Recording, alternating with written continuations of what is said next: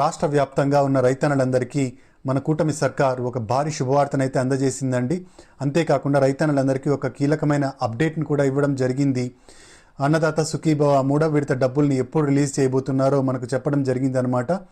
ఇక జనవరి 2వ తేదీ నుంచి 9వ తేదీ మధ్యలో పట్టాదారు పాస్ పుస్తకాల పంపిణీ అయితే జరగబోతోందండి. రాష్ట్ర వ్యాప్తంగా 21.8 లక్షల పట్టాదారు పాస్ పుస్తకాల పంపిణీ చేయనున్నట్టు రెవెన్యూ శాఖ మంత్రి అనగాని సత్యప్రసాద్ గారు తెలిపారు. ప్రభుత్వ రాజముద్రతో కొత్త పాస్ పుస్తకాలు ముద్రించి ఇవ్వబోతున్నారండి.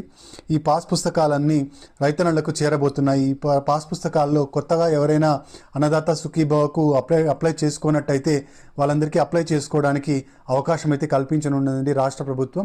అన్నదాత సుఖీభవకు మీరు అప్లై చేసుకోవాలి అనుకుంటే మీరు దగ్గరలోని రైతు సేవా కేంద్రాలకు వెళ్ళినట్టయితే అక్కడ మీ పట్టాదారు పాస్ పుస్తకము, అలాగే బ్యాంకు ఖాతా, అలాగే ఆధార్ కార్డు తీసుకొని మీకు అన్నదాత సుఖీభవకు అప్లై చేయడం జరుగుతుంది. కొత్త వాళ్లకు ఈ సౌలభ్యాన్ని అయితే కలగజేయడం జరిగిందనమాట. ఇక అన్నదాత సుఖీభవ 2వ ఇన్స్టాల్మెంట్ 2వ విడత వచ్చేసి మనకు నవంబర్ నెలలో విడుదల చేయడం జరిగిందనమాట. ఈకేవైసీ చేసుకున్న రైతులందరూ అర్హులుగా ఉన్నారండి. ఈ కొత్తగా ఒక అప్డేట్ని అయితే ఇవ్వడం జరిగిందనమాట. ఈ అప్డేట్ ఏంటి అంటే ఒక కుటుంబంలో ఒకరికి మాత్రమే అన్నదాత సుఖీభవ డబ్బులను అయితే ఇవ్వడం అయితే జరుగుతుందండి. అన్నదాత సుఖీభవ ద్వారా రాష్ట్ర ప్రభుత్వం మొత్తం 20,000 రూపాయలు రైతన్నల ఖాతాలోకి